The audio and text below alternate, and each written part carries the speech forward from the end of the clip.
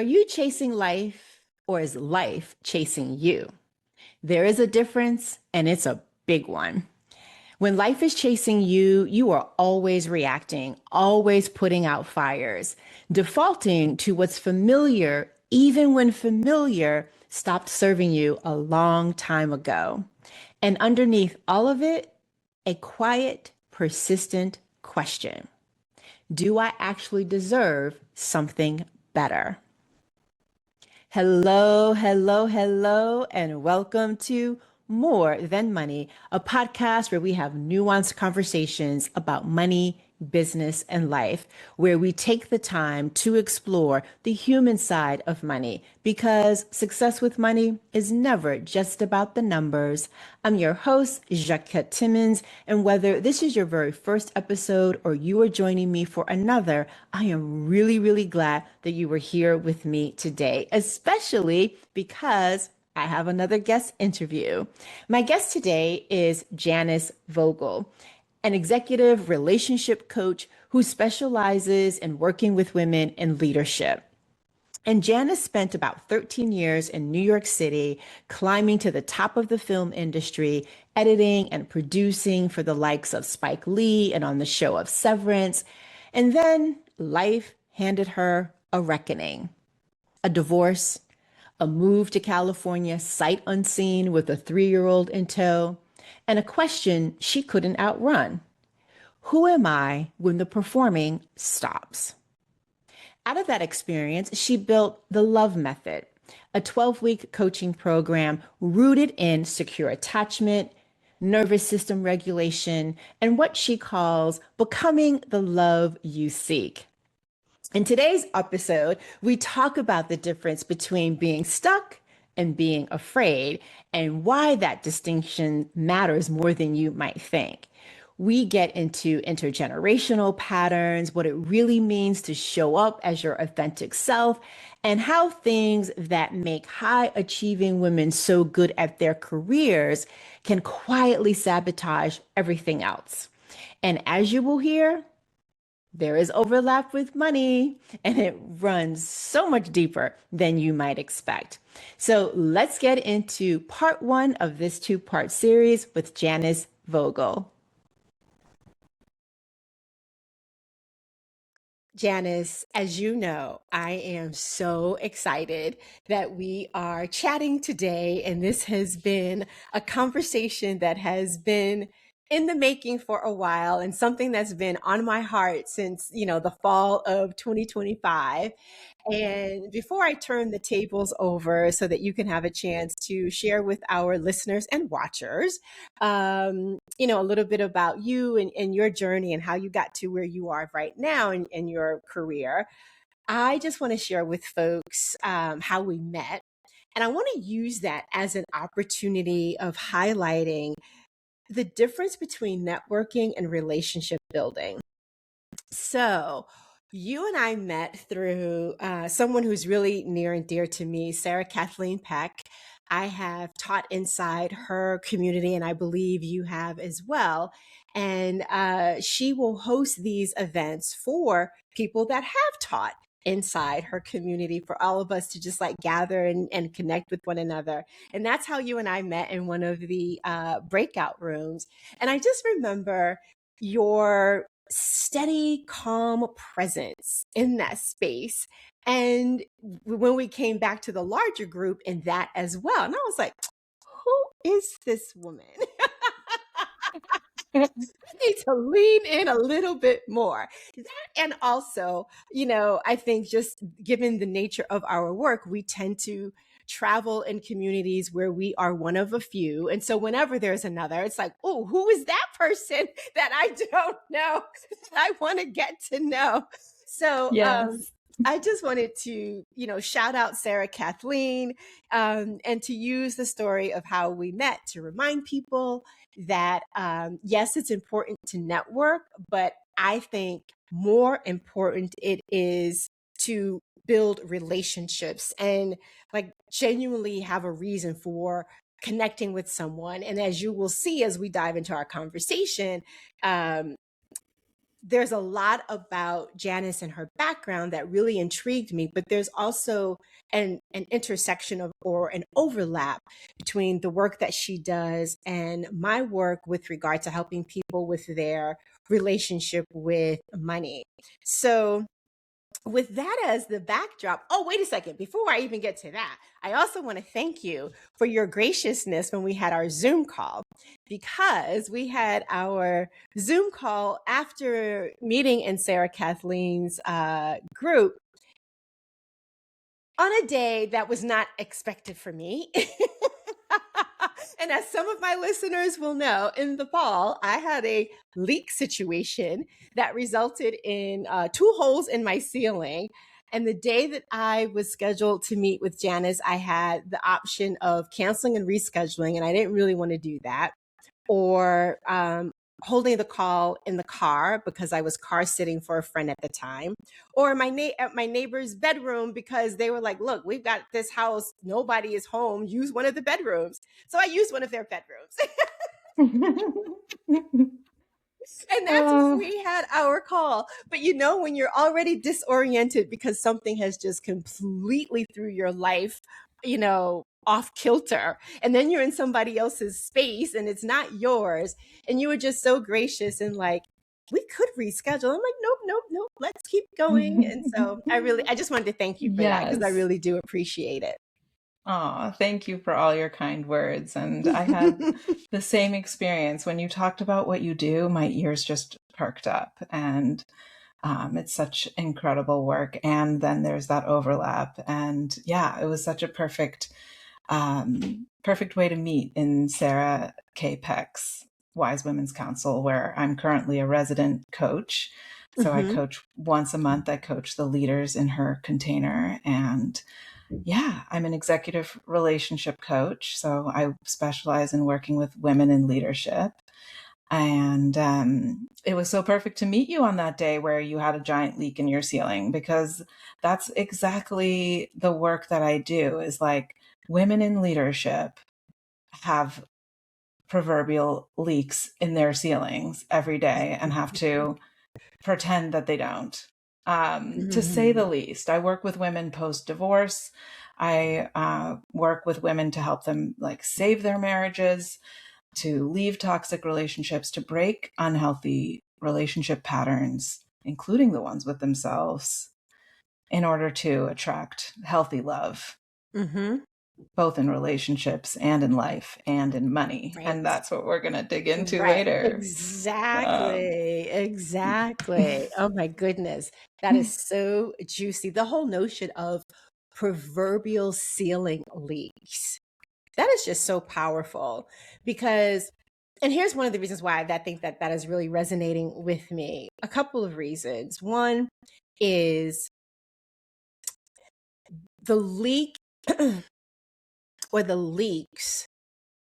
It's not like it was one event, right? We had Right. leaks over the course of the year, but they just kept getting more frequent and the time between them less frequent.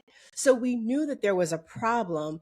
And every single time we had one, it was being addressed, but we couldn't find the source of it. And I think when you talk about the proverbial leaks, when shit hits the fan, pardon the language, we can often have this reaction like, oh, where'd that come from? But the reality is there were signals all along, and it's a matter of to what degree were we paying attention to those signals, and to what degree were we actually paying attention to the frequency of the clues that were being brought to our attention, and perhaps maybe the cadence in between receiving those clues. So Yes. your proverbial leak, I'm like, oh yeah, that's good. Yes, exactly. And like, getting to the root cause is exactly the work that I do, and rewiring the actual programming that is at the heart of that root cause. So a lot of my work is like intergenerational trauma, intergenerational patterns. But yeah, like you said, how can you find the signs that led up to the leak? But also, how can you not become hyper vigilant in always looking for all of the red flags, right? So, Right.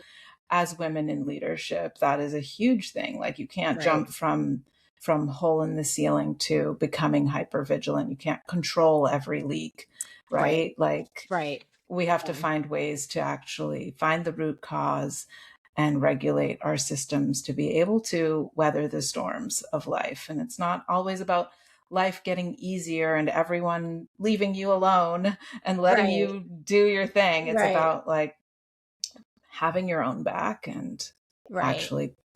actually moving through those storms easily. It's amazing seeing I have a client who actually had an actual leak in her ceiling recently, and Mm. she's like, I am dealing with this so calmly now. I would have been freaking out, but I'm keeping up with my morning routines. I'm doing my thing, and that was like such a beautiful testament to our work together. So it's great to see you on the other side of yours, and let's, keep talking about how we can empower women to move through these things with ease and Exactly. grace. Exactly.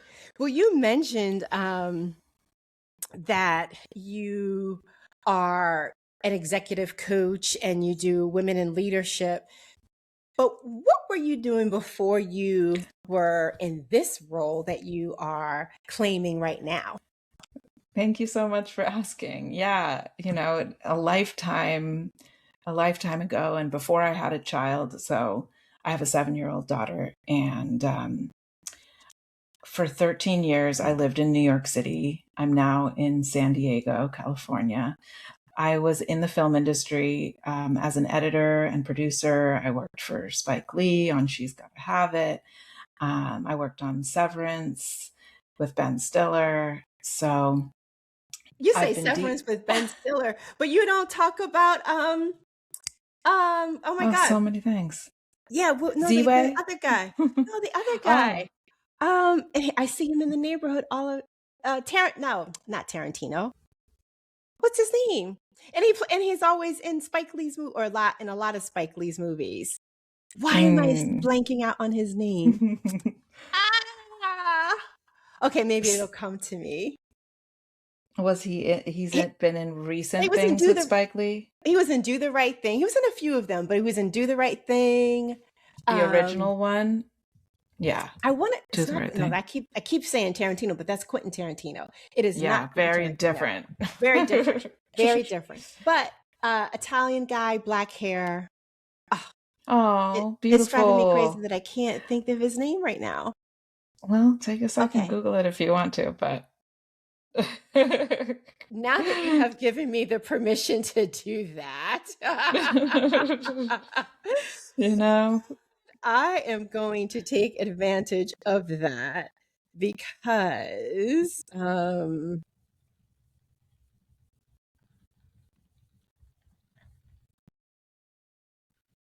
do the right thing. Danny Aiello? Oh my God, that's what it was. John Turturro. Oh, yes. Yes. John Turturro. Yes. I have not actually worked with John Turturro myself, but he Mm. is such a favorite. Yeah. He lives in my neighborhood, and so I Mm. see him sometimes. And when you said Severance, I saw him Yes. when Severance first came out, and I saw like a Mhm. couple of episodes in the first season, and I saw him at the farmers market at Prospect Park. And I'm typically low key. I don't really bother folks because there are a number of people that live in my neighborhood. But I was literally standing behind him, and I said hello, and I was like, I really, love your work. And I said, I'm watching Severance, and man, that is a weird show. And he goes, thank you for watching. He goes, it is about to get weirder. That is so cool. Yeah, what a great story. yeah, Yeah. yeah, yeah, yeah. So Yeah. So, yeah, I worked with these like high-powered, top of their game directors in the film industry, and I climbed the ladder for 13 years to get to the top of my career as an editor. and producer. And I had to do a lot of performing to get there. I had to do a lot of shape shifting to get there. I had to do a lot of being hyper vigilant of all the people in the room. I was always praised for being cool, calm, and collected in all the high stress situations. And it was an art and it was a craft. And it also meant that I lost complete sight of my authentic self. And also just the things that helped me rise to power in the film industry, when I applied them in my relationships, it ended up leading to failure in my relationships, basically. The things that helped me succeed in the film industry led to failure in my personal relationships. All of that overthinking, overgiving, striving, perfectionism, that helped me in my career, but hurt my relationships and landed me in very toxic relationships. And I ended up getting divorced in 2022 and moving to California sight unseen with my 3-year-old child at the time. And I'm now harmoniously co-parenting after a very, very hard transition. So I've really lived the experience that a lot of my clients are going through. And that is how I have built this coaching business and the programs within it, which I'm excited to share more about. Yes, definitely. I'm curious when you say authentic self, what does Mm-hmm. that mean to you? Because, we all have, the essence of who we are is who we are, but we all have, I think, different dimensions that we might highlight depending upon the environment. So when you say it was interfering with you being your authentic self, what does that mean?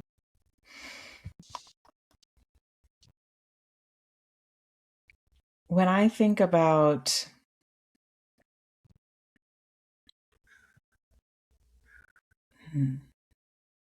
let me think about this question for a moment, Yeah, you sure. know? I love what you say about multidimensionality because women in leadership are so multidimensional and we all wear so many hats. And Hmm. um, like you said, we can be authentic differently in different spaces. And Hmm. I felt so on top of my game in the film industry. And there was there was an excitement to it. There was I can hustle so hard. I can win this negotiation. I can problem solve. It was just so fun and full of adrenaline. Um, and then I had a child. And that really shifted my perspective, especially in trying to learn how to parent. It was okay, let me figure out the hacks. How do I do all the things? How do I be a type A mom? And that striving for perfection was not leading to satisfaction as a mother. And the same thing in my relationships. Okay, let me be super hyper vigilant and solve every problem. Let me just take on more and more and more and make my partner's life easier and easier to try to save our marriage. And that those paths didn't work there. So it was just such a stark difference. And so realizing that, I was reading all these books on childhood development, on psychology. I was doing a crash course on trauma, childhood trauma. And I just found this line in this book that was your child can feel your nervous system. And I just put the book down. And it was it was a moment I'll never forget. Such a simple line. And I was holding my child and I was just looked at her and I was like, oh my God, I'm going to have to do the work. I'm going to have to calm down.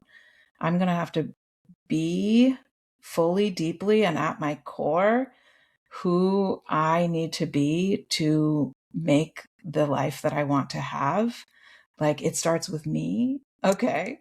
Yes. And that was both a revelation and one of those moments where I'm oh, the mountain just appeared in front of me. It was the fog cleared You Mm-hmm. know, this is not about changing anybody else or controlling anybody else or Right. controlling my sweet little baby to like make her Mm-hmm. stop crying. Right. Um, this was about like learning who I really am and Mm-hmm. loving myself and regulating my nervous system and learning my wants and my needs and my limits and my boundaries. And yeah, my whole life needed to change. And it was, yeah, as I said, both clarifying and terrifying. Yeah, isn't it always? Right. It's a both and. It's very rarely either or, right? Right, right. And it's You know, when you're like looking at the hole in the ceiling and you're like, okay, why, if I could have realized this like when I didn't have a hole in my ceiling, like, oh yeah, let's do this work with a newborn baby. Okay. Thank you, universe. Like, how right, about I did that work like when I was 10 and I had all the things that I right. needed? Exactly, It's like, exactly. no, we're gonna do like the naked and afraid version. So, And we're not going to do the pet version because they say pets can sense your nervous system as well. The mhm. universe said for no pets, your baby, because that's what's Yeah, really going to get your attention. exactly. Exactly. Mm, And actually, that's a very good point because it can be really hard to be in the midst of crises. And for anyone listening who's like in that messy middle, like these moments of crises seem like push them away, like don't let it crumble, keep it together, figure it out. That's a big thing hmm I hear amongst high achieving women is like, I just need to figure this out. I need to just get my ducks in a row. And actually, like, you need to embrace the mess. You need Right. to feel safe unraveling and dismantling what your life looks like now to make space for what you want to call For in. what comes next. Yeah. Yeah. Yeah. Yeah. Definitely. It's interesting because when you made the comment about self love, this is going back into the 80s. And I remember a coach with whom I was working at the time asked me a question that stopped me in my tracks then. And whenever I reflect on it, it still stops me in my tracks. And the question was, if you loved yourself more, what would you do? And I was just like, damn. Like, really? But Right. I think it's a really critical lens to, really pause and think about whatever the choice or decision that you're contemplating through that lens of, is this a reflection of me loving myself? A, and is it a reflection of me loving myself fully? Not just a Right. little bit, but fully. Right. Not just as a fair weather fan, Hmm. but at rock bottom, when you've made the mistake, when you Yes. have the realization, when you Right. need to figure it all out all over again. Exactly. Can you love yourself? And I think that gets back to your question about the authentic self. I think that like the authentic self is the most loved self, and that's Mm, not like an end point. It's a continual process. It's a muscle that you build, because we are always growing and changing and progressing. And that's even when you say like, I need to know myself, or you need to get to know yourself. It's not an it's not like you get to know yourself once right. and you're done. Right. It's not an It's endpoint. It's an like, evolution. Yeah. yeah, the more Yeah. you get to know yourself, the more you Right. have permission to keep Right. shifting. But that's different than shape shifting, right? That's different than camouflaging and cutting off pieces of yourself to fit into any room. That's the willingness to be in a room where you are scared to be or feel you don't belong. And it's also like the willingness to leave a relationship that is out of alignment, because there's the discomfort of being in the relationship that's out of alignment, and then there's the discomfort of leaving, and Right. learning the difference between those two discomforts is so Yeah. valuable. Yeah. I also think even acknowledging that either one is going to be uncomfortable. Hmm. Like neither one doesn't come with comfort. And I think there are so many scenarios professionally or personally that one could play out where if they really thought about, well, both options are going to hurt or suck, or there's going to be some aspect of both options that I'm not going to like how would that help to um, influence whether someone goes route A or route B? So I wonder, Right. when you're coaching with folks, um, would that kind of decision framework help them if they leaned into, well, there's going to be discomfort either way. So how do I measure which degree of discomfort I'm okay with right now?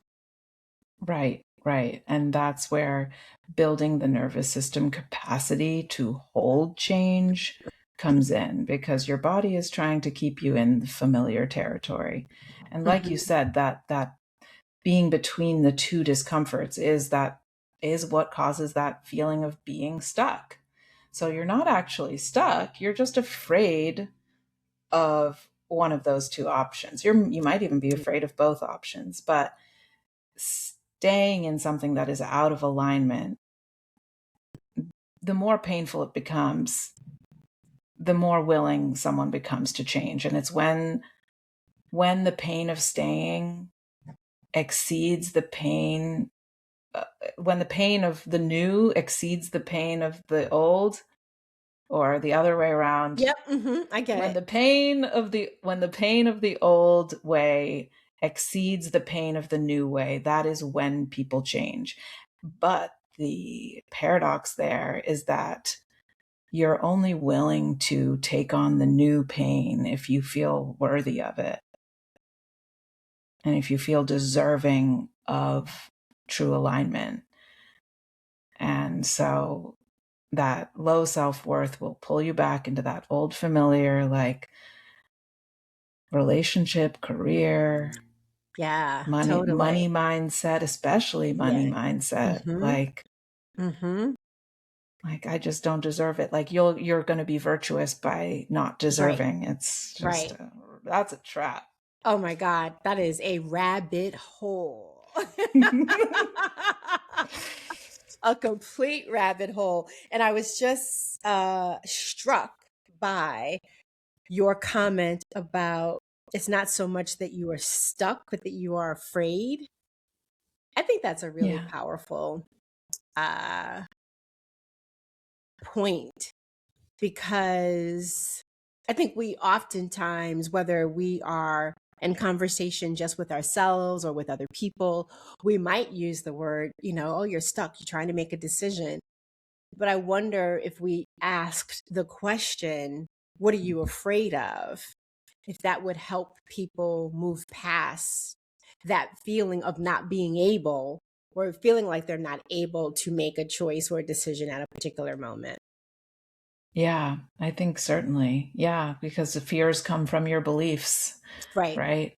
You're Hmm. believing that a certain consequence will happen. Yep.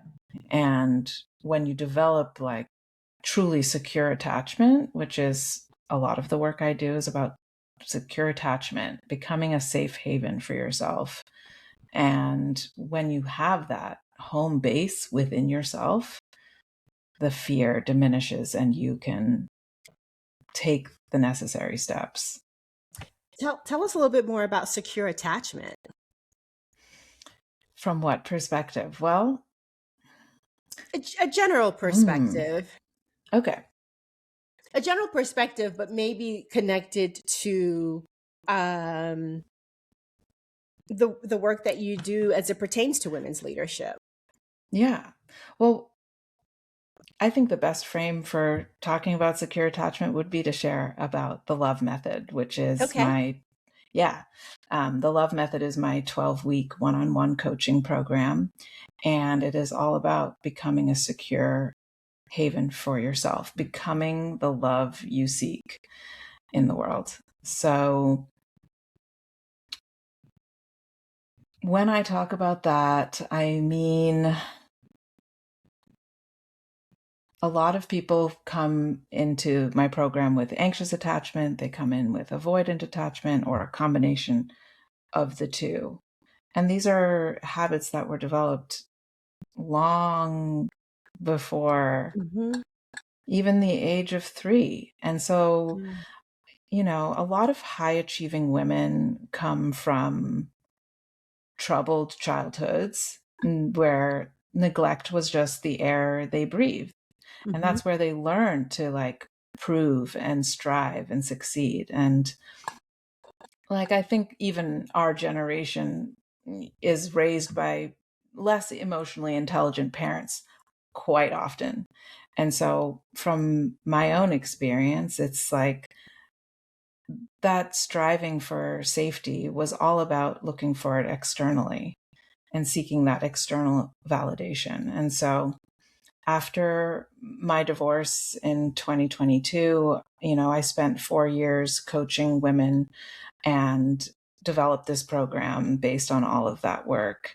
And what I found that women really needed was to go through this 3-step process. Basically, you stop abandoning yourself, you begin to deeply understand your attachment style and where it came from, you begin breaking those patterns, like with the core wound in mind, and then you step by step raise your standards through small acts of commitment to yourself and through having your own back.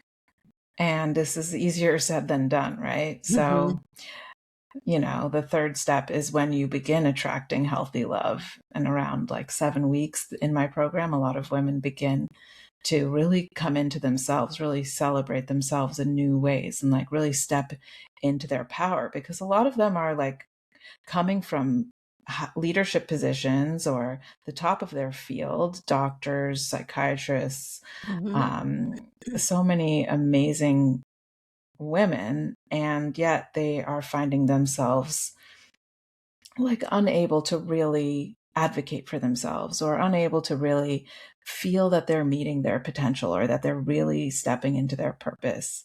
And I find like secure attachment is really like an amazing umbrella for that, for self-worth, for raising standards, and for uprooting even your scarcity mindsets to Mm-hmm. really step into deserving and step into abundance. And so every aspect of life comes into play in my program, especially like the way that career and love and finance and family all Oh. speak to each other. Exactly, right? We just have like sign language is the best way to do it. But yeah. Exactly.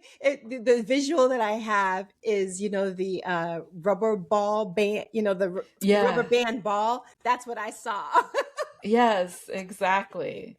The rubber bands like keep layering on. Like Yep. every step you take, it's like your Yep. patterns are so strong because you've built them step by step. You're like, "Oh, look, if I wear this, then I get this. If I act this way, I get this." If you're building safety all of your life in this certain way, and then all of that proving and striving stops working at some point, and you Yeah. feel like, "Wait, who am I? Where am I? And why don't I feel fulfilled?" Right. So that's where the work of like truly loving yourself, a lot of people cringe when they hear that. And I'm like, good, keep cringing, cringe Right. and cringe until you open your heart. Right. Yeah.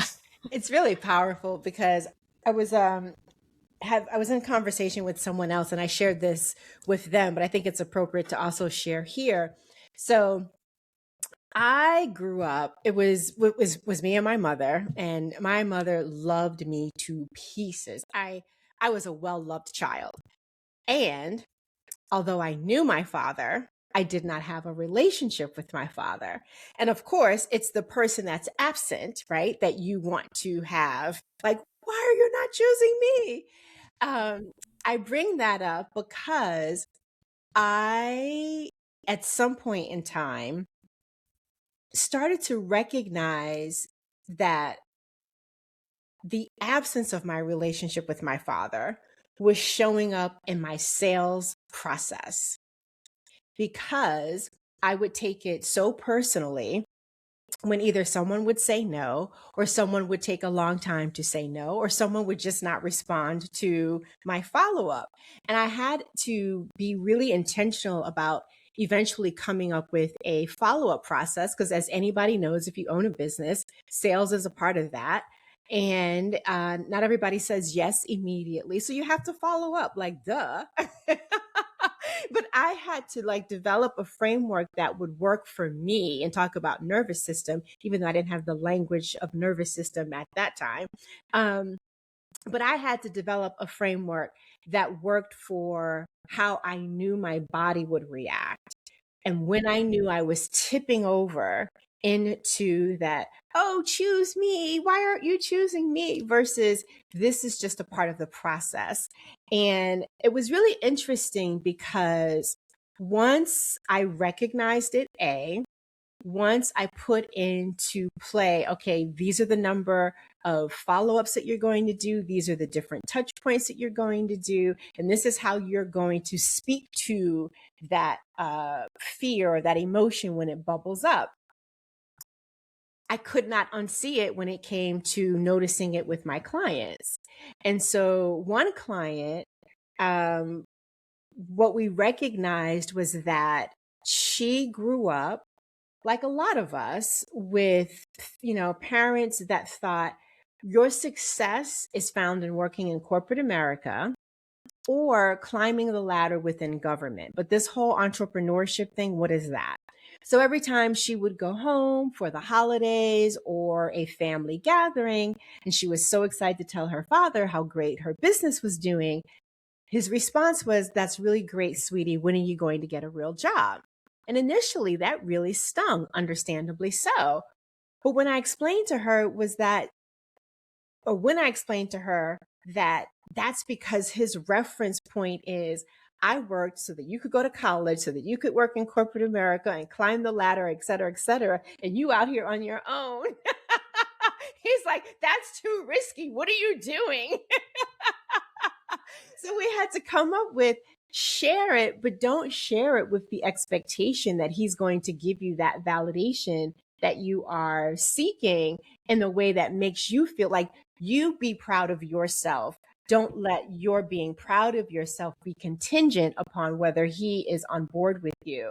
So that was one example. Another is a client who, first generation, did all of the right things.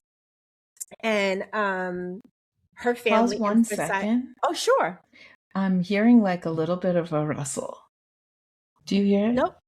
Oh, you might hear the heat coming up. Okay. If Just it's a want to make hiss, sure. yeah. Yeah, just wanted to. Thanks. You might hear the heat. Um, but another client, they were first generation.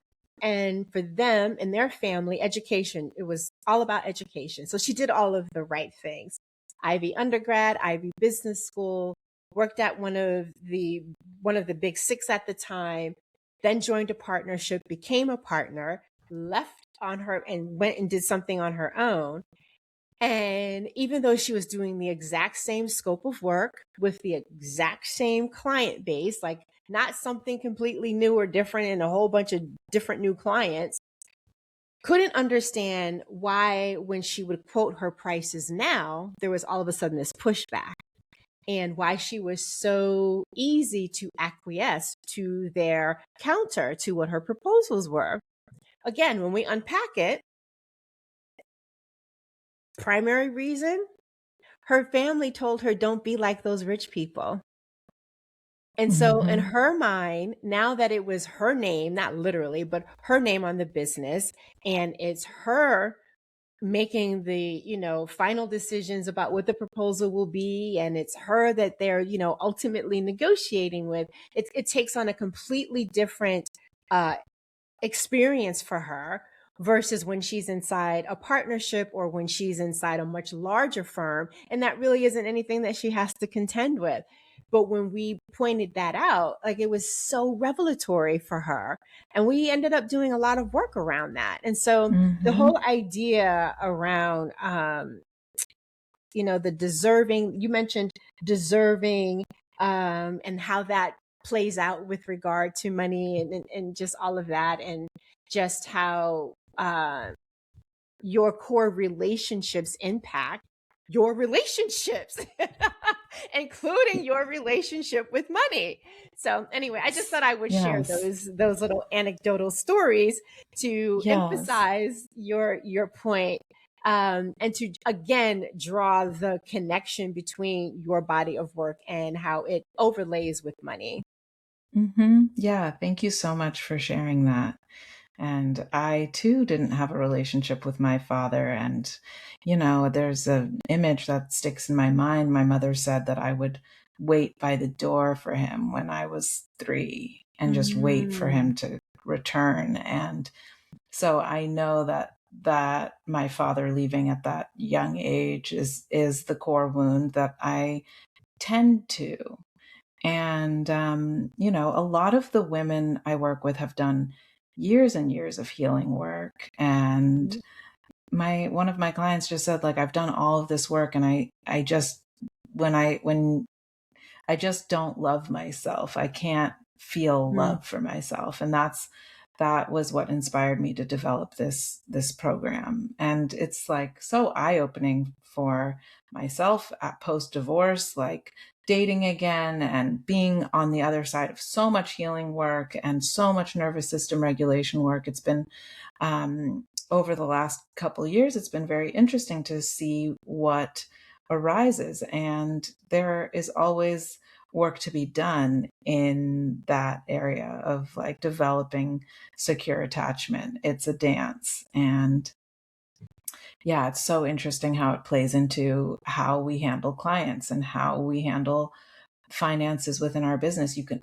have anxious attachment in your relationship with money. mhm, Like, is it leaving? Is it coming? What's happening? The hypervigilance you can have around money and just the scarcity. When I got divorced, I had an emergency fund and I had to overcome my fear of spending it. I had to deserve to spend the emergency fund. I was so depleted and had such low self-worth from the relationship that I was in that I didn't even consider that I could be the emergency, that like mm, my own right, my own mental health and protecting my own right, boundaries could be the emergency that I invest right, in. And so right.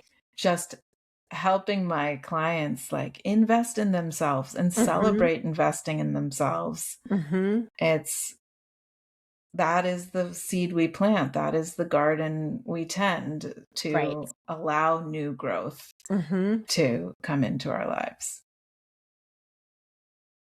Well, that is a wrap for part one of my conversation with Janis. As always, thank you so much for listening and maybe even watching if you were joining us over there on YouTube. And as you can tell, we covered a lot of ground, from proverbial leaks in the ceiling to the cost of shape shifting your way to the top, to one of my favorite reframes in this entire conversation. And it is the idea that you're not stuck, you are afraid. And fear, as Janis reminded us, always points us back to a belief, which means it can be changed. So in part two, we go even deeper into the love method itself, a powerful financial parallel that genuinely stopped me mid conversation. And Janis's answer to the question of how do you choose between better over familiar? So you don't want to miss that. So come back for part two of my conversation with Janis. And in the meantime, thank you again for listening or watching, as the case may be, over there on YouTube. And if you like this particular episode or you enjoy this podcast overall, please do me a favor and share it with those in your circle so that we can reach more people, because that's how we reach more people. And if you happen to be listening on Apple Podcasts, please leave a rating and a review. The combination really, really helps us. And if you'd like to buy me a coffee, you can do that by going to buymeacoffee.com/Jaquette, buymeacoffee.com ep303.com/jaquette. Thanks again for listening or watching, as the case may be. I will be back with another episode, in particular, part 2 of my conversation with Janis, and I hope you will too. Until then, remember, it's about more than money